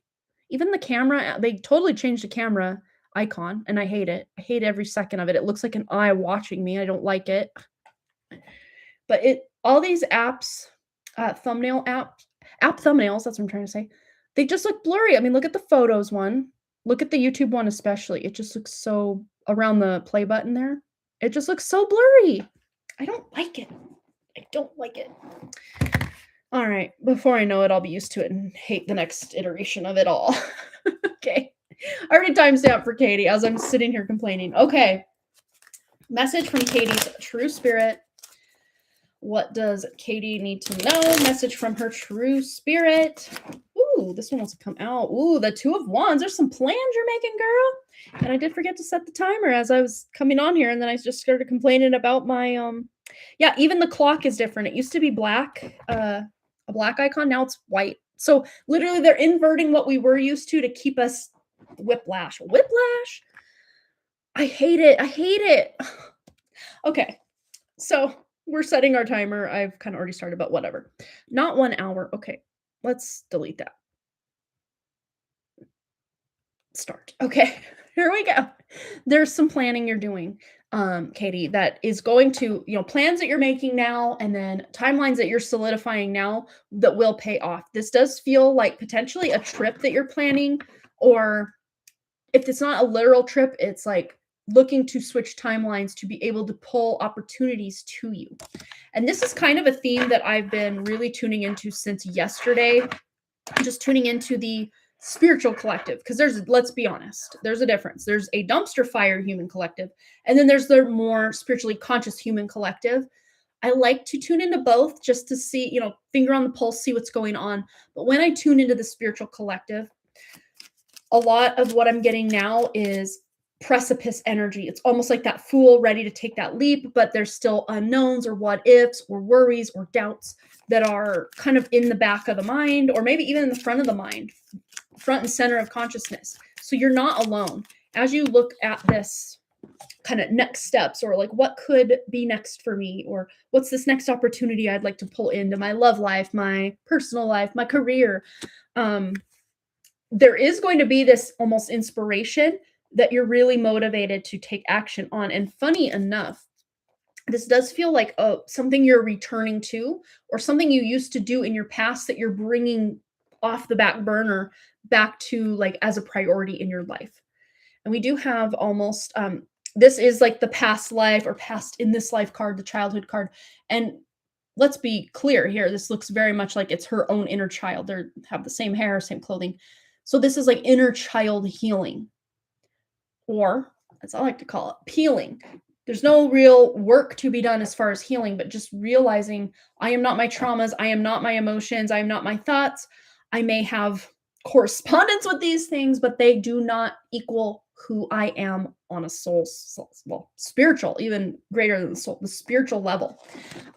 So there is maybe some reconciling you're doing to your past versions that you're able to finally move forward from. Let's just see anything else Katie needs to know. Message from her true spirit. Wow, I love this. I was going to say, as you release the things that are weighing you down, what I'm seeing in my mind's eye is like this hot air balloon rising up. And that's basically your work paying off. Are you being able to rise above the fray? You know, if everything's really chaotic on Earth, you know, you're just rising above, and maybe the altitude is a little thinner or whatever, and you're just able to have this like clear perspective, 360-degree perspective of what's actually going on out there. And your hard work is paying off. So a lot of the effort, time, affection, attention, plans that you've put out there, you're going to be able to start seeing them appear in your 3D reality. It might take about 2 months, I'm seeing, especially with an opportunity you're looking to pull in, as I drop 3 cards. Slippery energy. So it's going to take a little more concerted effort to make this opportunity or pull these opportunities to you. But here's the advice. I love it. Rebel. Yeah, again, just because they say you need to stop doesn't mean you need to stop. Or just because, you know, you should do something doesn't mean you're gonna do something. And by should, I mean what the Matrix is telling you you should do. So you're rebelling against old ways of being. And this turn back card really is going in alignment with this, something you're revisiting from your past. It doesn't mean you're turning back because you did anything wrong, or, oh, I guess I was on the right path, then I got off the wrong or onto the wrong path. No, you're turning back because you're realizing I left some really valuable stuff back there on that back burner, and now I'm going to pull it to my priority list. We also have here just sing. This could be literally, maybe you are literally wanting to get back into singing, even if it's just in your car and for fun and all the fun things. But when I see this, is just do the things that make you happy. I mean, you think people that just kind of catch themselves like singing, like in the kitchen as they're cooking, or, you know, going along doing the little chores of life, it's usually because they're in a high vibration or a good mood. You don't usually catch people singing when they're pissed off or frustrated or angry. I don't think there's a such thing as rage singing. So yeah, this to me, what is that floating? Did you see? It was like right here. It was like an orb or something, but it just kind of, it looked almost like a spark of light. It was just kind of hanging here, and then it just dissipated. Check back if you didn't see it. Totally derailed my train of thought. But yeah, it's like you're not, usually when you're not feeling happy or good, you know, at least neutral to better vibration, you're not going to feel like singing. So this is basically about getting back into this rebellious energy of, yeah, just because I'm an adult doesn't mean I have to act like an adult. And I don't mean that in like, okay, stop paying your bills, just let everything go to crap, don't clean your house anymore. I don't mean it like that. But as far as just being caught up in the grind, we were really talking about this in our little like lead up to all of our donations today, about just kind of making time and space, again, with the plans, you're setting your intentions here, making time and space for the things that bring you joy, for rest, for relaxation, for integration time. Because even and especially when we've been so busy and maybe we're starting to feel ill and, whatever, that's our body letting us know, hey, it's time to rest because we need to integrate everything that we've just learned and did and process the emotions that may have been involved with, that fight we had with that person or that really busy season we just had at work. You need some downtime to like recalibrate and process everything that you've just gone through and maybe even alchemize or just be able to feel those emotions that you couldn't feel in the moment because you were so darn busy, like we all get, to allow yourself to offload what doesn't need to be in your energy anymore. So pretty powerful message of making some plans, setting some intentions, and that hard work really is going to pay off with that 9 of Pentacles that you got here. Bringing something back from the past that maybe once brought you joy or happiness, or maybe even some healing, things that just weren't in alignment with you, and you realize it's time to go. They got to go. So doing some adult housekeeping of your inner child. And again, rediscovering those things that once brought you joy, and maybe even discovering new things that bring you joy as well. It doesn't have to just be things from your past. All right, Katie, I hope that resonated for you, my dear. So Get to Lekka's next. We're going to get into her question. And then right after that, I do believe we're going to get into our free, like our giveaway and our drawing. So don't go anywhere.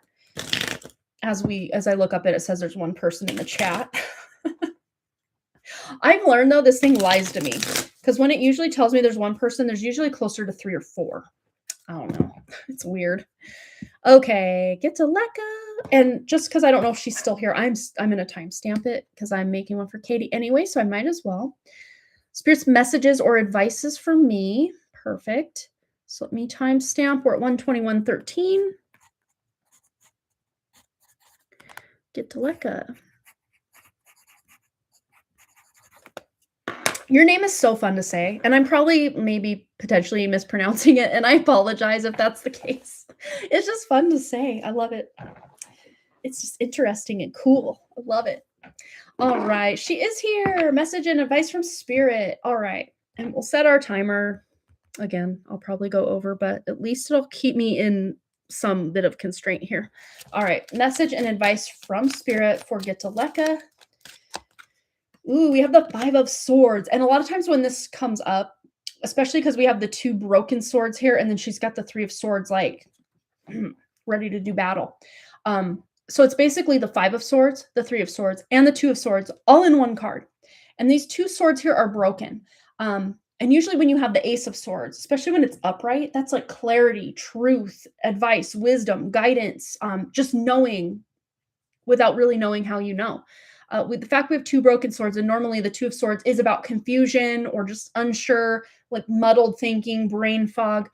That's going to be a thing of the past. It really does feel like something that was catching you up or hanging you up or just feeling like you were kind of in this limbo or kind of, I don't know, so almost Groundhog Day, which is something, I don't know if you've seen the movie Groundhog Day, but it's basically in the Western world when someone's like, oh, it's like Groundhog Day. What we mean by that is it's like same crap, different day. It's like, is it Tuesday? Is it Monday? Is it Thursday? I don't know, because I just do the same thing day in, day out. Nothing changes, and it just feels like blah and a grind and boring and like I'm stuck and like nothing cool ever happens. But this is the energy you're moving out of. And especially where anything that felt like a loss to you, this could be even like grief, sadness, just an example could be even just the sadness of, your birds having to be rehomed and then you never hearing from those owners and just kind of wondering from time to time, like, how are they doing? I hope they're doing okay. I miss their little chirping and how cute they are. And, it's like maybe potentially examining, and that's just one small example. If there's something bigger going on in your life right now, to bring that up, to just not even examine it from a mental place, but to allow yourself to feel the emotion of that grief, of that loss, of that sadness, even if it's something that happened 30 years ago. This very much is about allowing yourself to feel it, to heal it, or as I like to say instead, peel it. Because there is no true healing that we need to do. It's more about peeling away what isn't us. Because so many of us especially in this matrix system, we just so over identify with the things being a victim and being having been victimized. But this is, again, this is energy you're moving out of. So let's just see message from spirit, what she's moving into. Ooh, we have the Three of Cups, which instead of feeling like, you can even interpret this in the traditional depiction of this Five of Swords, is there's a guy standing with a sword, or maybe two or however many, and then there's people walking away. And I always like to say, well, in that card, usually there are no winners. And it's usually a mental game. It's not even like physically fighting against people, but just mentally how you feel like, I lost, they lost, everyone, like it's just a lose, lose, lose, lose, lose situation. But when this card comes in, this is about finding your tribe or finding those like-minded people you can connect with, people you can. And a lot of times when this card comes up, there's some sort of celebration, or gathering, get together.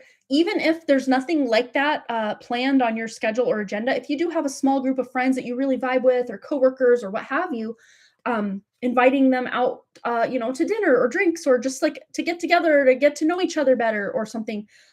There could be something like that coming in the very near future to really help, especially move you out of this old kind of just stagnant energy. And especially, again, mental energy that's just been kind of there and ready to move on, or you're ready to offload it in some way. Let's get one also from the Answer Simple before we close out.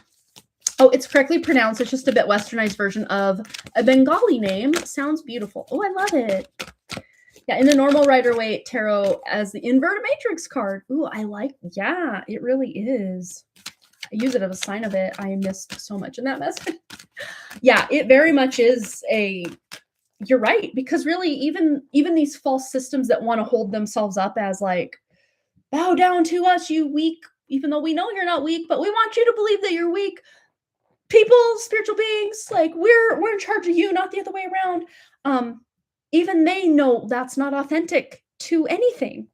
They already know the whole matrix system is based on false, on a lie, on non-authenticity. So when that's the case, everything in nature, in the universe, has to eventually balance out. And we're kind of now noticing that people are waking up. People are understanding, oh, maybe I'm not just this cog in this matrix machine. Maybe there is something greater for me, or maybe I am myself something greater than this matrix itself, that then swings the pendulum in the other direction for us to remember who we are.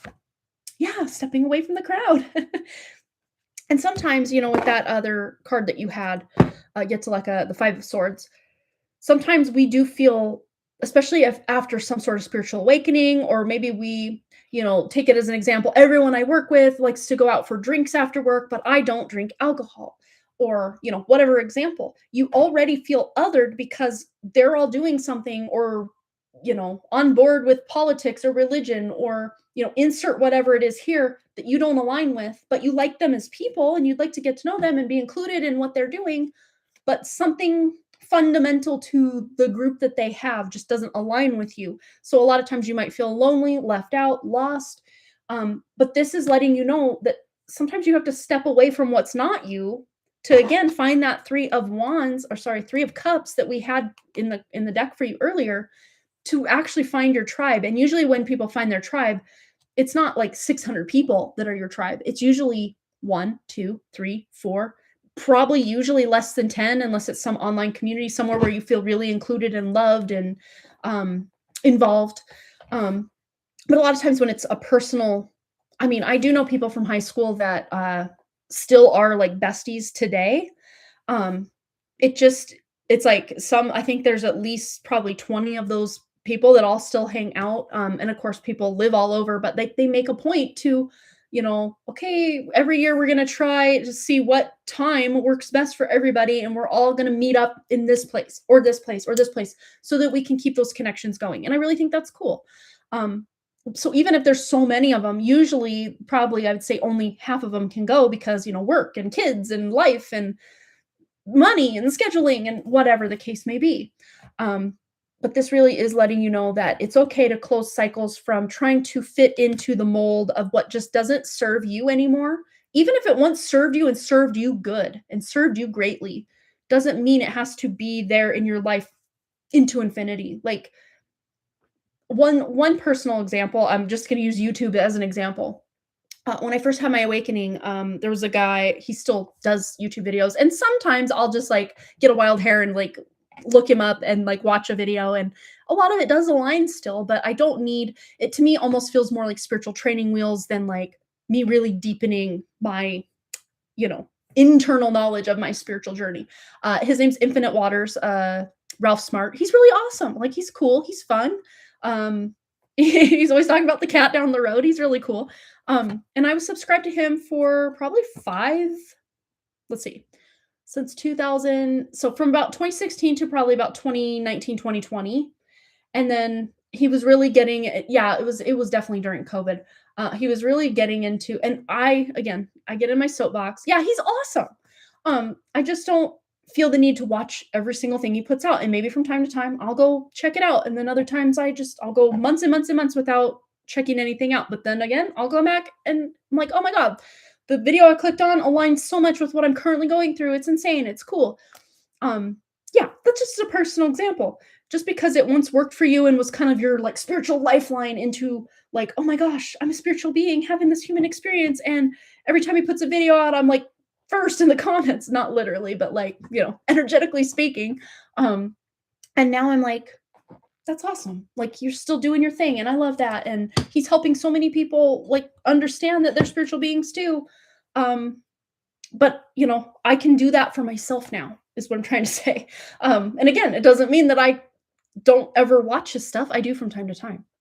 So just a great personal example that doesn't mean because you're walking away from certain communities that, like, burn the bridge, never talk to him again. Like, I hate you. Like, it doesn't have to always be like that. Sometimes it's just you realize that I've kind of grown beyond what your content is about, or not like, oh, I'm better than this. Not in that way, but like day to day, I don't need that as like my spiritual pick me up, because I can do that for myself from within.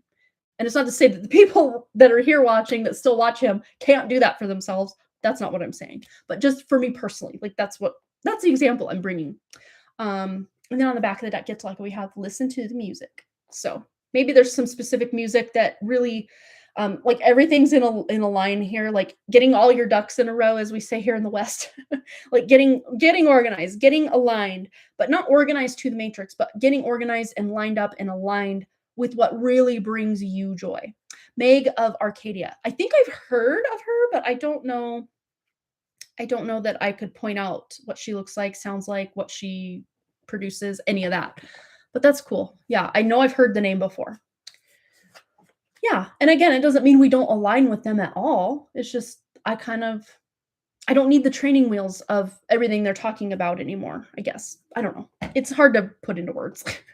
Again, not like, oh, I'm better than this. Not at all. Not at all. But sometimes there are just seasons of life where we really have to rely on something else. And then when we're kind of more in alignment, we don't really need it as much, but it's nice to know it's there. It's like a comfort thing for me to, oh, I wonder what Ralph Smart's latest video is. And then I'll go and I'll listen. I'm like, yeah, that really hits in the spiritual feels. I can totally feel it. But again, I don't feel I need to incorporate it, everything he talks about, into, or even watch everything he puts out. You know what I'm saying? Awesome. All right. Well, I'm going to just double check my email, but I think we've hit the time that we are going to be doing our drawing and our giveaway. That's the word I'm looking for. Okay. So I want to do something fun. Okay. I'm just going to grab something random off of Wrigley's floor. And let's see. Okay. I got it in my hand. See if you can tune into the energy of this thing, this item I just picked up, and let me know what you think it is. What is it? What is it? Use your powers for good to try to figure out. And, kind of spoiler alert, we are in a child's bedroom. He's 11 years old. Some of his likes and dislikes, maybe, whatever from a knowledge standpoint, logical standpoint. What could it be? And of course, it does fit in the palm of 2 hands here, so. And if you can't really pick out what it is, maybe the texture, the color, the shape, the size is kinda, palm-sized. What is it? What is it? You guys all have some really great no one's quite hit the nail on the head, so to speak.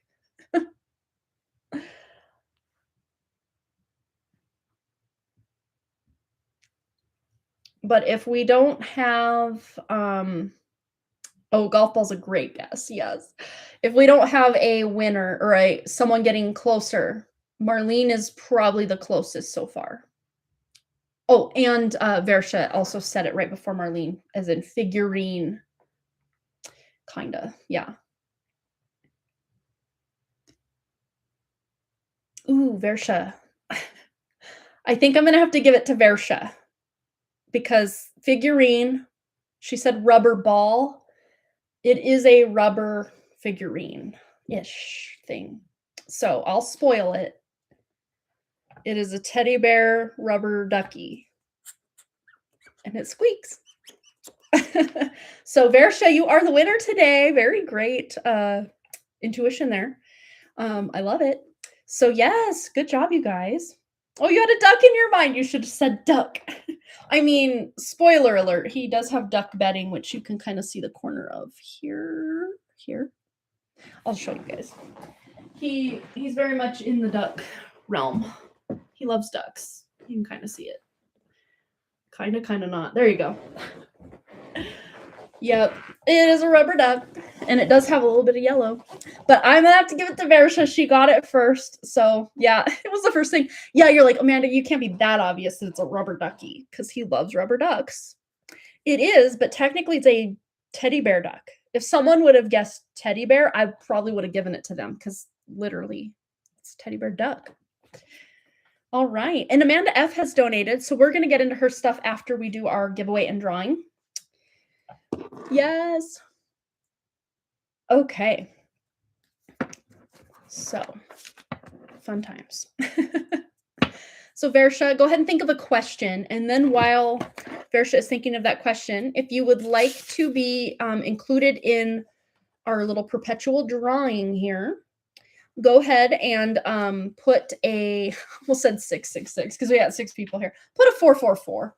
Some people still get triggered by the number 6, so I'm not going to make you guys do that. Even though really it's 6 protons, electrons, neutrons, whatever. All right, so I'm going to write down whoever wants to be included. I even have some scissors here. So I'm gonna go ahead and cut up some slips of paper first, and then we'll write them out. Rather than writing them, then cutting them out. This just seems easier.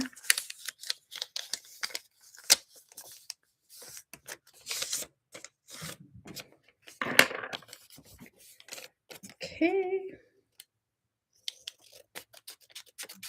I think I made these maybe just a tad bit shorter than I normally do. Hopefully it's not going to be a big deal.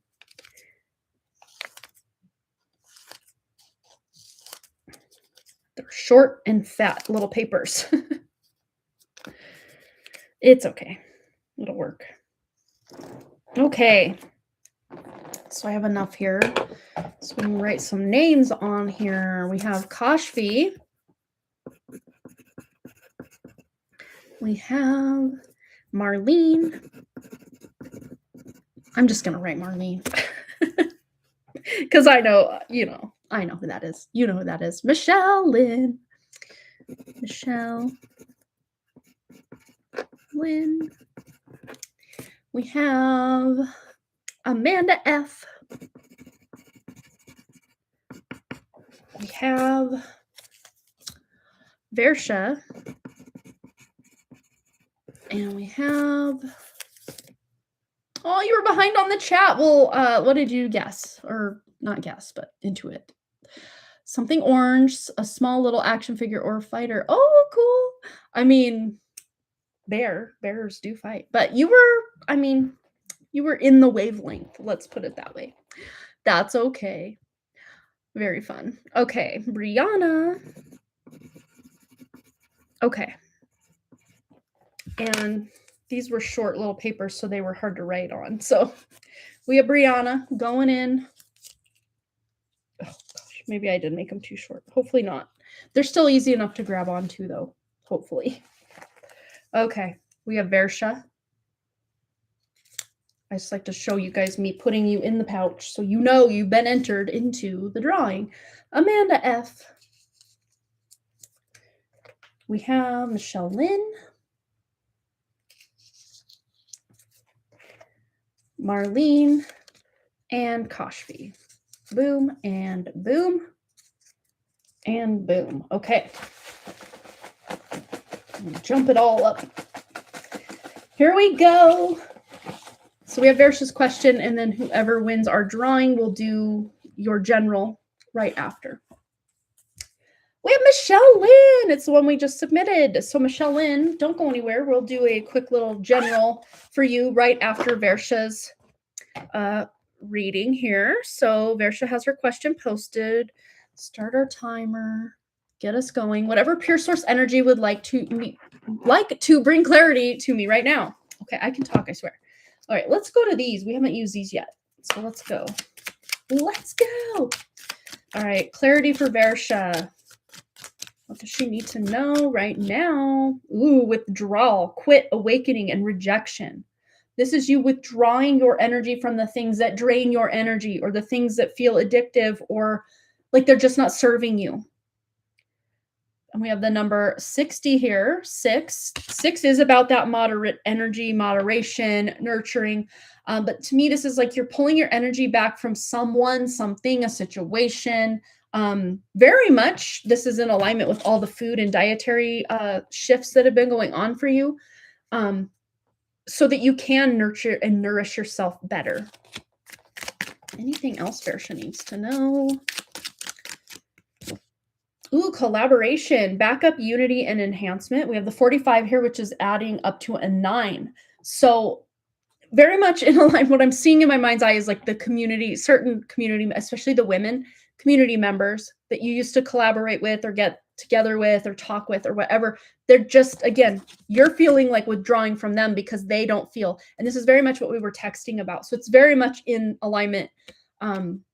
The clarity that Spirit is bringing is the clarity that you kind of received when we were chatting earlier, just about how your energy has elevated past needing these people to even like pretend to be your friend or yeah, I did that from the group I met last night. Also TV programs. There you go.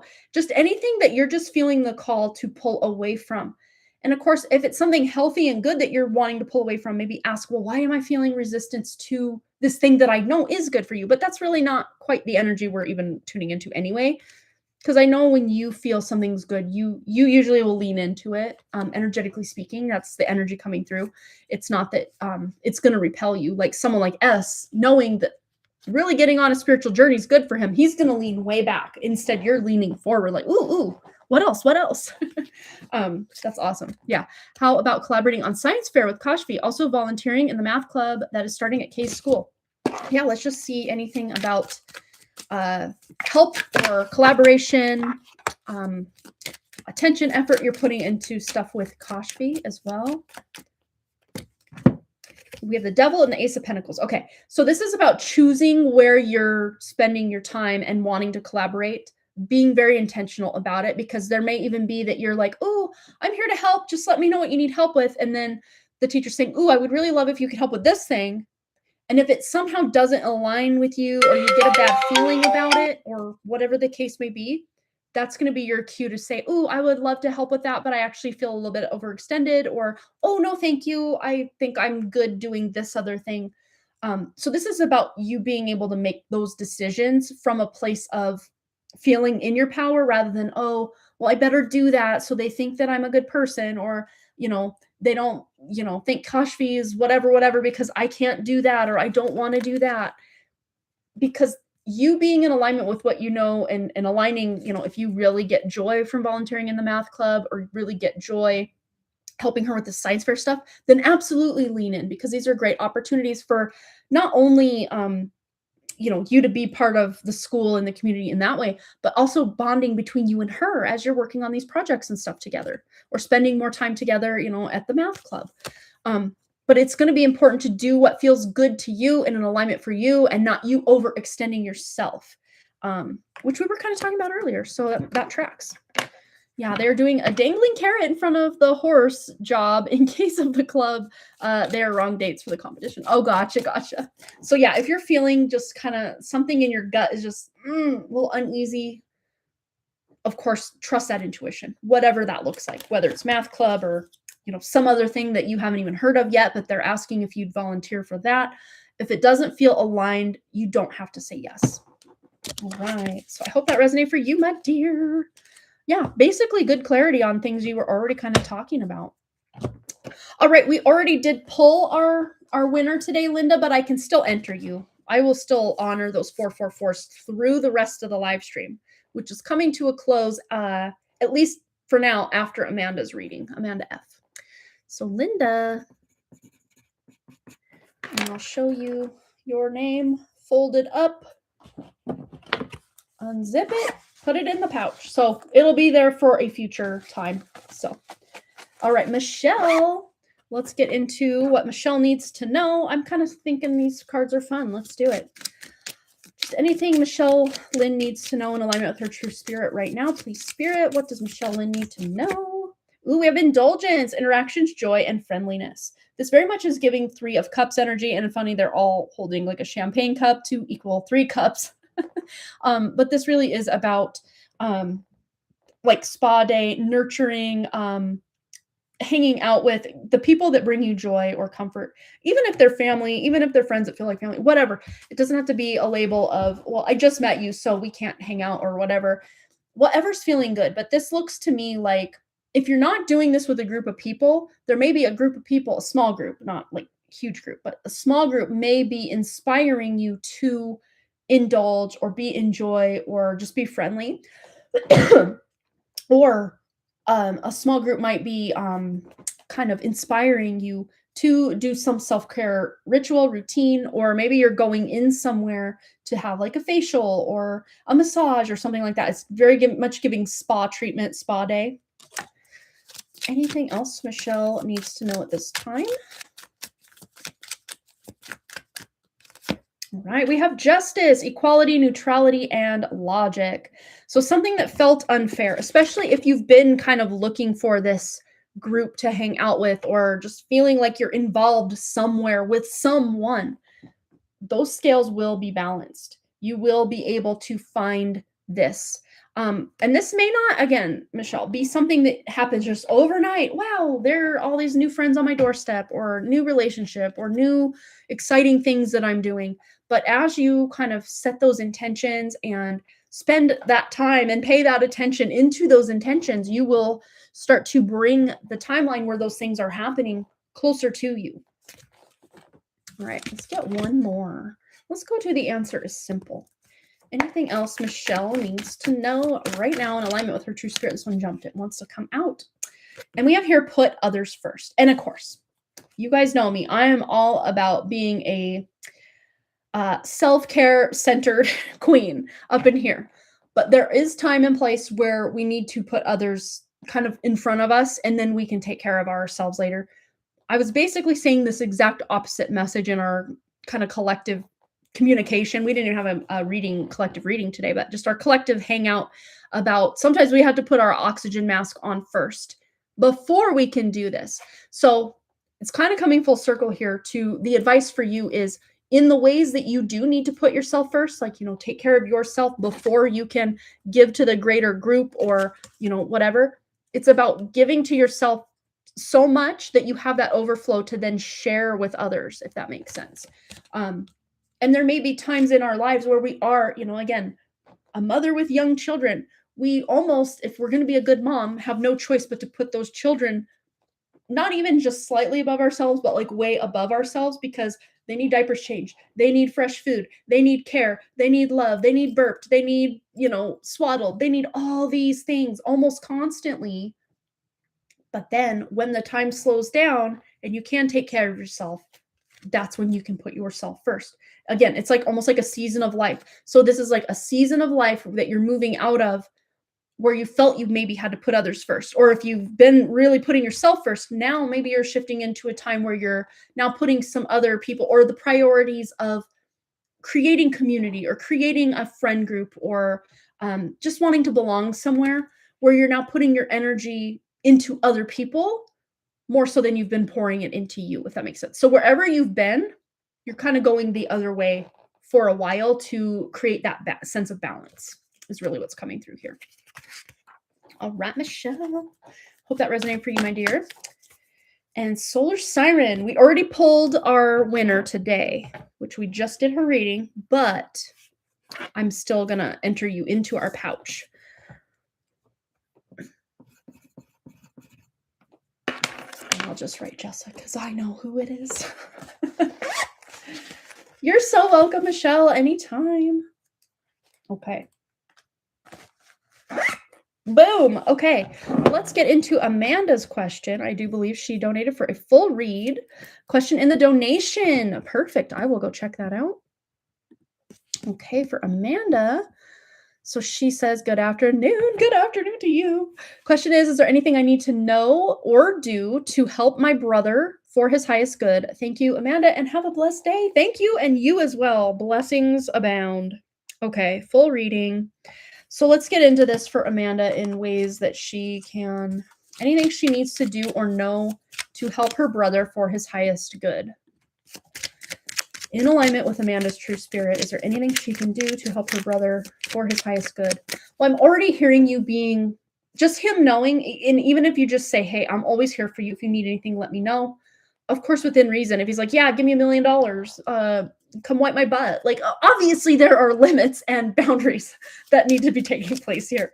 But as far as just him knowing that he has you as a support, that you have his back, that you love him, that you care about him, is really the heavy lifting of all of this. And I'm sure he already knows, because energetically, I already can feel this connection here where he knows that you're on his team, you got his back, all these things. But let's just see any advice, wisdom, guidance that needs to come through in ways that you can support him and let him know you're there, and whatever you need to do or say or just be there for his highest good. Okay. So there may be some really solid advice that you do have to give him. We do have advice, obedience, and knowledge. Not that he has to bow down and you dominate him and he submits to your leadership. Nothing like that. But this is just about knowing how to act and react to people is the obedience that's really coming through here. Knowing where very clear and firm boundaries are, especially if he comes to you, Amanda, with a very clear question of how can I ... or do you know any way that I can ... That is basically him passing you the baton of, hey, I would love your guidance. I would love your help. But all of that being said, if he hasn't outrightly come to you with this compromise card, if he hasn't come outrightly to you and said, hey, I need help, please support me, give me advice, again, in a nice way. It's not like he's demanding that you give him advice. If he hasn't asked for this advice, then it's kind of like, again, finding that balance of just letting him know, hey, I'm here. I have some advice, but I'm not going to push it on you. If you would like my advice, just let me know. Maybe basically saying what you have on offer, and if he would like to take up said offer, that it's there, rather than, at times, especially with family, sometimes we can think that, I know you just as well as you know yourself. So like, I know what's best. And I'm not saying that's where you're coming from, but just as an example, especially when we are trying to help a family member. I know Linda has been, this energy kind of feels similar to stuff with Linda. So especially if your brother's really been struggling, Amanda, this really does feel like a lot of times when we see, especially as those nurturers, as those fixers, those caretakers, as mothers, as sisters, as wives, as daughters, as women, we see a problem, or we see that someone that we love is struggling, and we just want to jump in and try to fix it, or, do all the things. But it's more, the energy coming from you is not so much you doing something for him, but just him knowing that you energetically and emotionally are holding space for him. So if he needs someone to talk to, shoulder to cry on, some advice about maybe next steps, it may be that you're providing those things to him, but you're not actually physically doing the work or the steps that you're telling him about. But if there is something that he's like, hey, can you go get this for me or do that? And you feel like, hey, yeah, that's something I can do, then obviously you can do it. But it's very much him being able from his masculine energy to give you a directive like, hey, I really need this thing. Do you think that's something that you could do for me?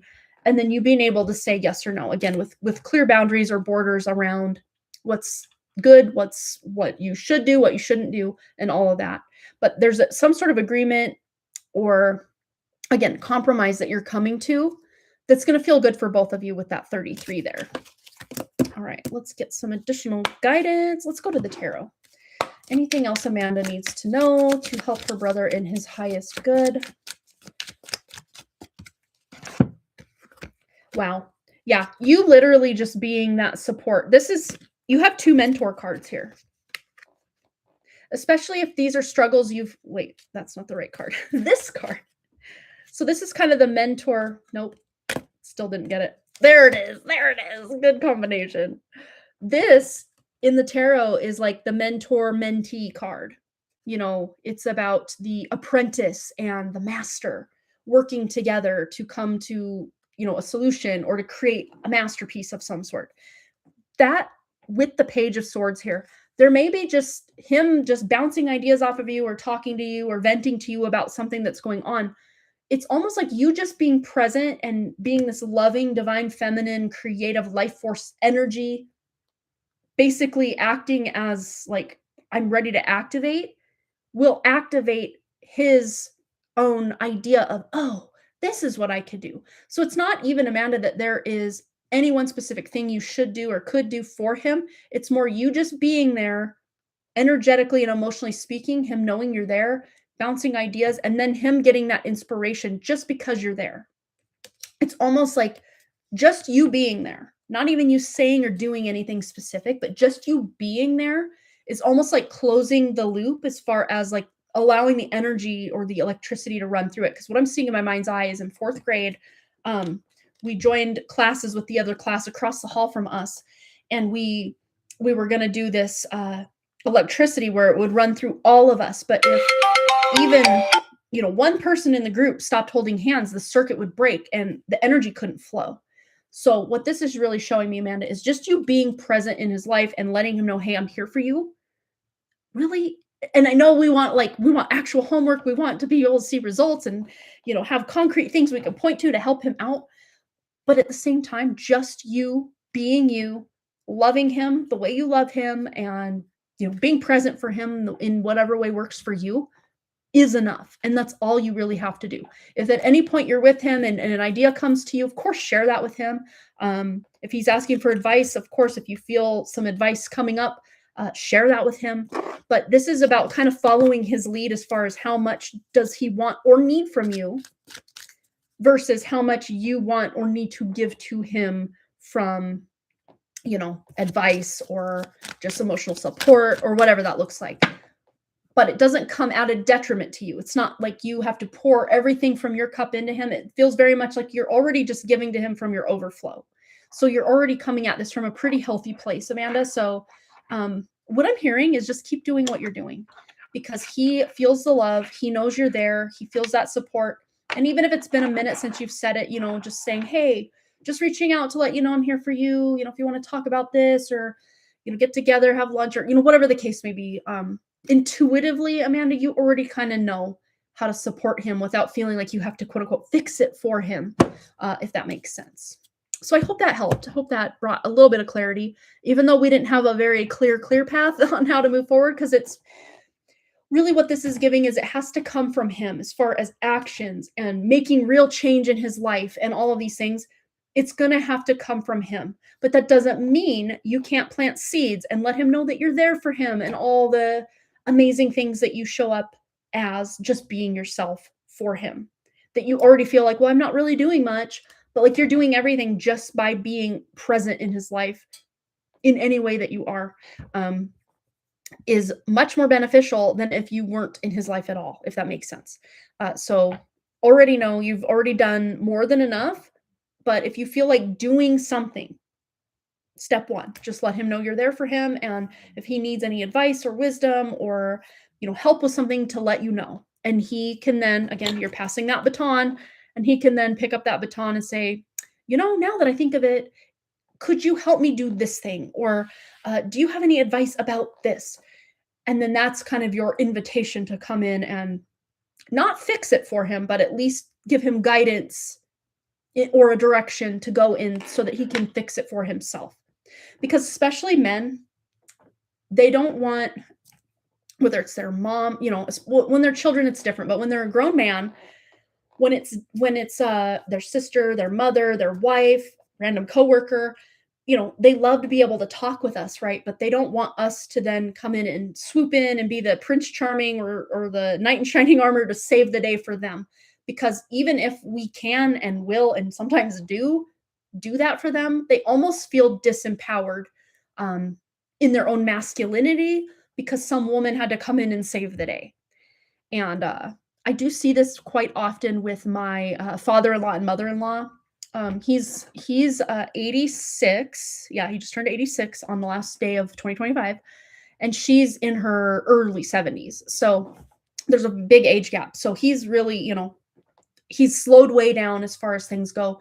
But it's like she's always doing everything for him and she's asking him all these questions. She's annoying him all the time. And I can tell that sometimes he just wants to be able to tell her to shut up. I got it. But he doesn't. He just lets her do what she's going to do.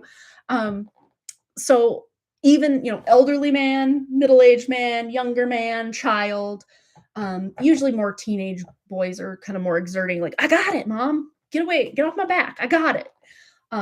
But other example, one of my brother-in-laws would just let mommy do everything. Mommy can fix it. It's fine. I'm still breastfeeding. It's cool. Like, I won't tell you what brother-in-law, but one of them out there of my many, many, many brother-in-laws.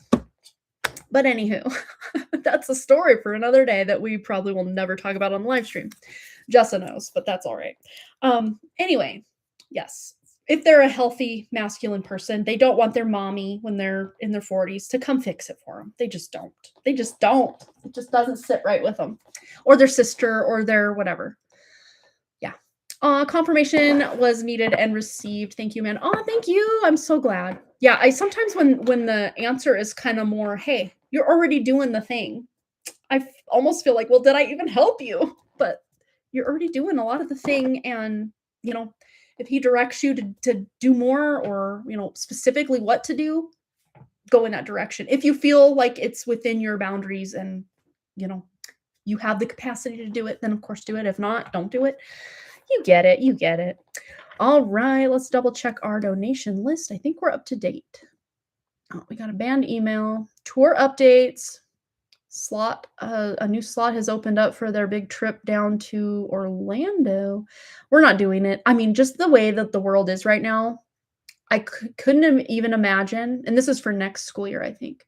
But I can't imagine, even though Boston will be 15, almost 16 next year, I can't imagine having my son, literally, we're in Montana, he would be down in Orlando for their band trip. I can't imagine him being away from me like that.